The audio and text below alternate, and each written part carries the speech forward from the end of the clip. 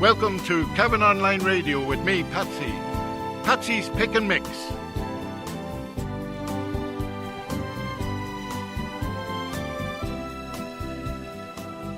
Well, welcome along to Cavan Online Radio. Once again, I went out with my Zoom. This time I visited Cavan Crystal on the Dublin Road, and the Cavan PPN was hosting a series of talks and consultations. And this is me with my Zoom, and I recorded. In this section, we bring you some of the national speakers or some of the national guests that represent different interest groups, support groups that can be of interest and support to your community groups as well. So we have heard from one of them. We heard from Simon this morning from Voice Ireland, a network that organises, supports and educates around recycling, upcycling, etc. And he will be at your tables. I'll describe how this works in a minute, but I'll just introduce you as well. We have Martina Westphal.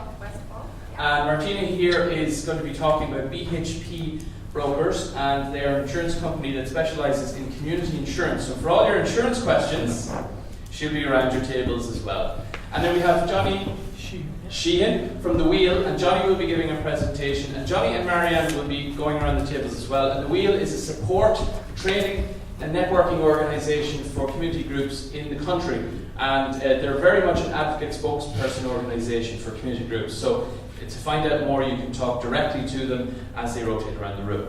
The rotation we're going to be doing is what's called speed dating rotation facilitation. Anybody who knows what speed dating is, it's exactly as it sounds on the tin. We're going to pick Martina as an example. Martina will be sitting at the bottom table here.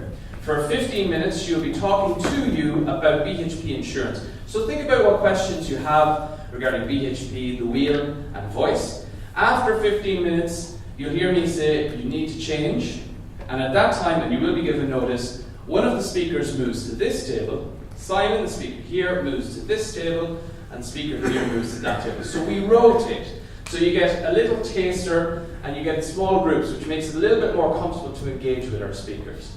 So have your questions ready. There's one other thing though. At each table, you have to nominate a spokesperson from amongst yourselves at the end. Just give a little bit of a reflection, a little bit of a thought about how the process went or what you learned from your experience of the rotation, of the facilitation. So just think of who's going to be your spokesperson and sort that out as the facilitation is going on. I can hear nominations already. We're pointing across tables. So I'm going to hand you over now to Martina Westphal, who's going to talk about BHP insurance. So thanks very much, folks. You will be our First of all, thank you very much for having us here today to have a chat to you about insurance. Everybody knows insurance is a virgin buy. Nobody wants to buy it, not even me. So it's also a hot topic. Everybody knows that premiums are going up for everybody. Good news is for your sector, they are starting to level off. So I'm going to go through a very quick presentation. What we're going through today is the insurance covers that your group might need, what every group really should have. They may not all apply to you. So just a quick background on myself. I'm the director of BHP Insurance. We've been looking after the Community Residents Association. So we've lots of experience in the sector. So what we're going to go through is what insurance covers your group needs, common queries that we get asked all the time, the rise in cost of insurance, which is probably the most important for everybody, and then just how to get a quotation. So the first insurance that every group needs is public liability insurance. This is the most important insurance that you need. And this protects the group in respect of claims being made by members of the public whereby the policyholder is negligent. So if you're liable for an incident, something happens in your community centre and you're basically brought to court, this is the cover that's going to protect you. Excuse me. So that's going to cover injuries by members of the public and also third-party property damage. So say for example, Cavan PPN are renting this space here today. They probably would have had to produce their public liability insurance in case they damaged the property. So if they damaged some tables or they broke a window or something like that, that would also be covered under their own public liability insurance. So types of claims, finger caught in door, very common with childcare centres, crashes, parents and toddlers, groups tripped over uneven floorboards in a community centre, And then finally, someone broke a leg using faulty sporting equipment. So at the moment, the standard limit of indemnity, so what would be required by, say, a funder, so if your funding comes from Leader or one of the state bodies, they would normally require that you have 6.5 million as standard. It used to be 2.6 million, that has now gone up to 6.5, and so that's just something to be aware of. And usually there's no excess under a public liability policy, so there would be, if there was to be a claim, you wouldn't have to pay anything towards it yourself.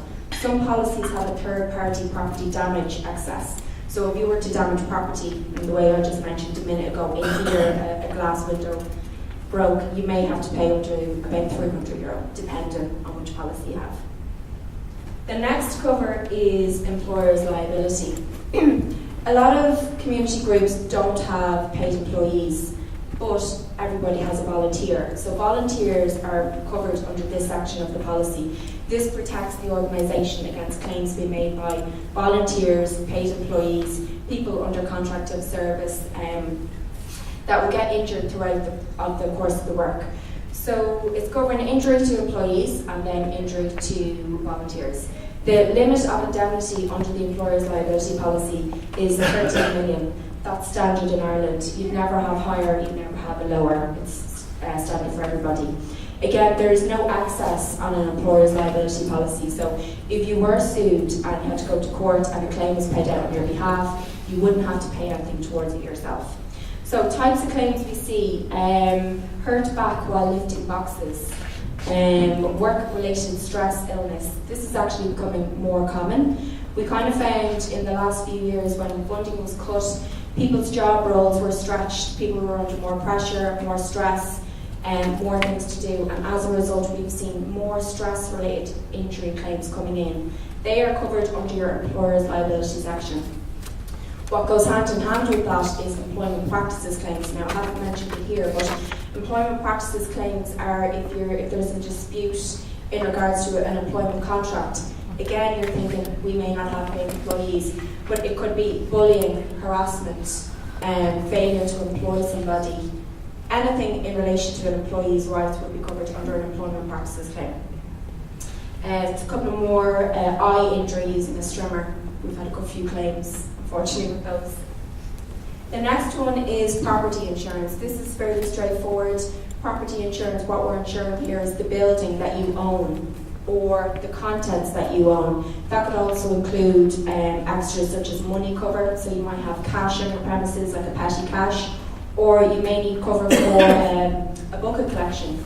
If you're out down in the local super value and you've got your bucket, you want cover for that cash that you have. Also, you're going to want to have cover for people bringing the cash to the bank if they get assaulted.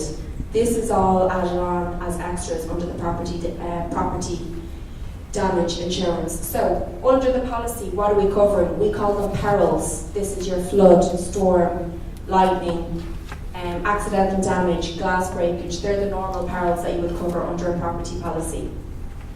A lot of community groups don't own their own premises, but it may be written in a legal contract that you still have to insure the building.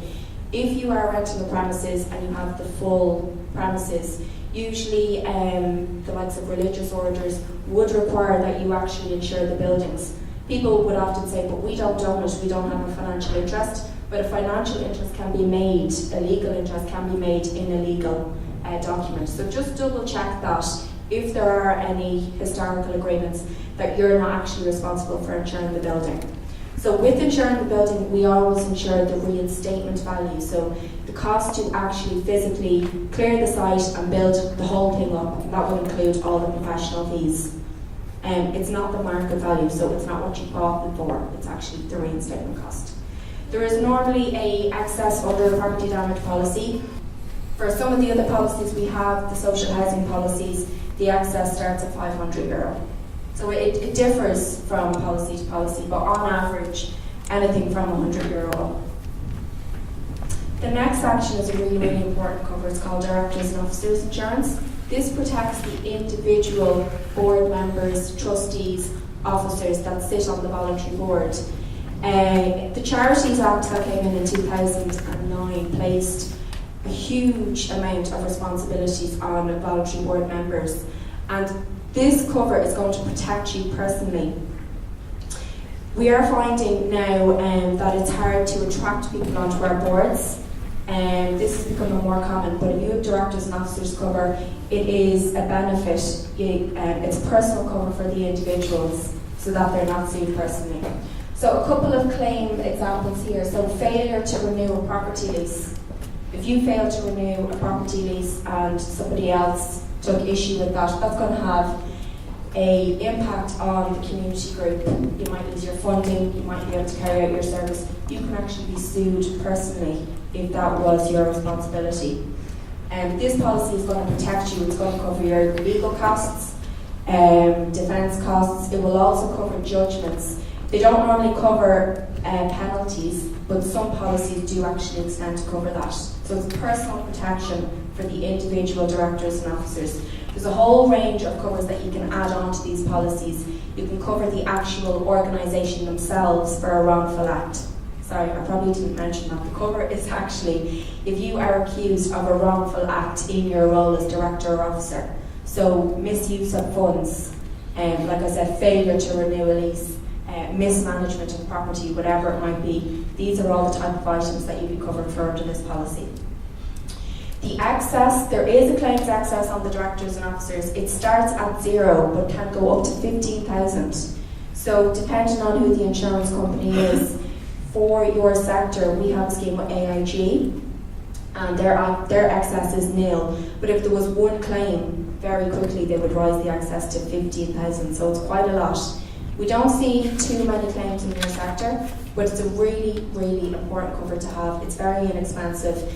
Personally, you could buy for €200 per person. If you wanted to buy for the full board, it starts at €420. That's for $1 million limit. If you wanted a lower limit, it'd be cheaper again. Common queries and issues. Okay, so people always ask really basic questions like, what are we covered for? You are covered for what your business description says that you do. So things that you declare to the company. So if you were a Tidy Towns group, I have that in the next example, it wouldn't be the norm for you to run a homework club or a crash. Your Tidy Towns, you might be expected to, obviously you're doing cleanups, you might have an annual fun day, you can add them on. But normally, if your business description is key, you have to disclose everything that you're doing. So a community centre could mean a whole range of things, but it could also mean that you actually just facilitate the running of the centre. You might have outside groups coming in, renting spaces. They all need to have their own insurance.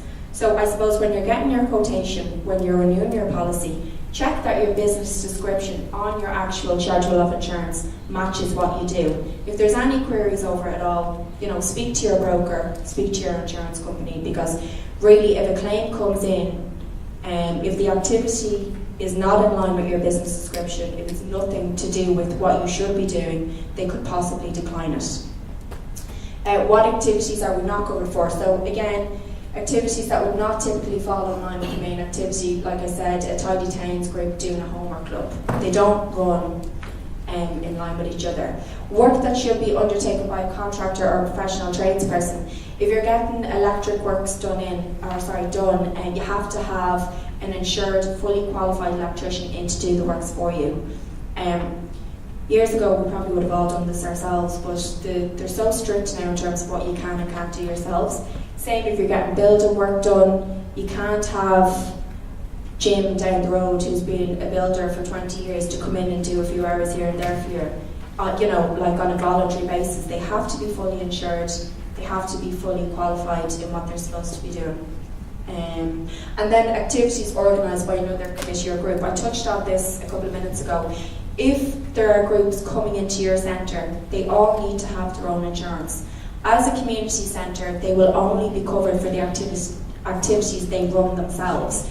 So if there's a parent and toddler group coming in, they need to have their own insurance. Same way Cavan Crystal probably asked Daniel for his public liability insurance today for the event that he's running. That's the same with everybody. So everybody needs to have their own insurance. Again, this is the same thing.